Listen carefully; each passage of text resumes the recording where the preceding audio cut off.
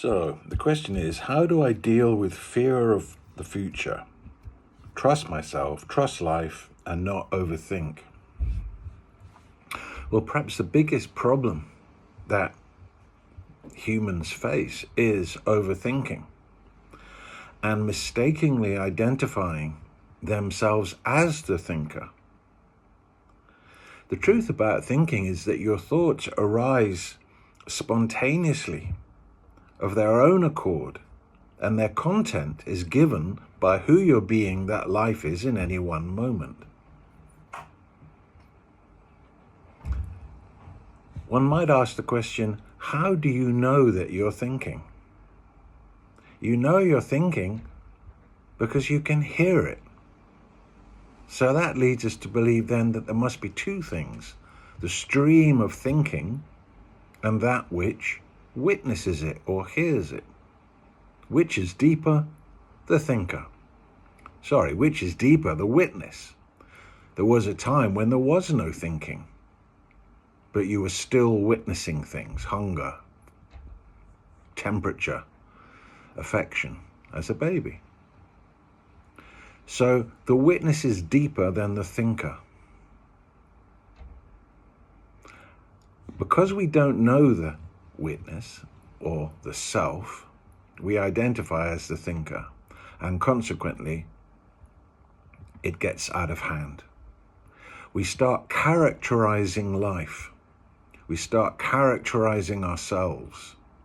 We start characterizing each other and mistake our characterizations for reality, when all they are actually is a reflection of who we're being that life is in the moment that we made the characterization, the mood we're in, how we're feeling. That influences the kind of thoughts that spontaneously arise. How do I deal with the fear of the future? The frightening future. And it is scary, isn't it? I mean, right now we've got the possibility of severe war on two fronts, and no golden days appearing in our future. It looks dark, the future looks bleak. But will fear help us deal with that? And the real issue here is, where do you draw your peace from? If you draw your peace from the absence of war, then you won't be experiencing much right now. But if you draw your peace from within, then it won't matter whether there be war or not. There is a place within, which coincidentally is the same place as the one that hears you think, the witness. The feeling of being the witness is deeply peaceful, always. It's not affected by circumstances, this place of the witness of life. The witness of your consciousness, the witness of your thoughts, the witness of your drama, and the unfoldment of your karma. It doesn't change. It doesn't get affected by what it witnesses. And to place your attention there, on the witness, the most beautiful feeling of all is well arises. You could be in a very difficult situation, but if you can place your attention on the witness, you will have this sense of all is well. Now, then the next part of the question was, how do I trust myself and trust life? Well, when you're in the characterizer, immersed in endless thinking and analyzation, trust isn't anywhere to be found. But when you become the witness, the self, and settle into that feeling of all is well, and become still and become peaceful, then it becomes easier to have faith, because you start to recall how in the past things have been difficult, how in the past there were difficult times, but you survived them. It worked out. And actually, if you really look from a calm place, you will see that many of your fears, most of them, didn't actually come to pass. And even if they did, you survived them. You're here now.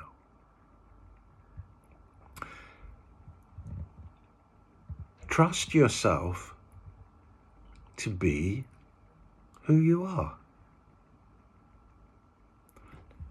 Don't trust yourself to be as you think you should be. Don't trust yourself to be as others expect you to be. Know yourself and know the self, and trust that.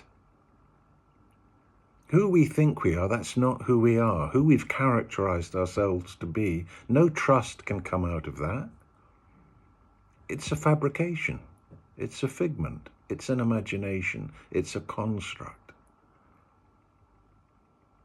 Trust that all is well by feeling the place where all is well.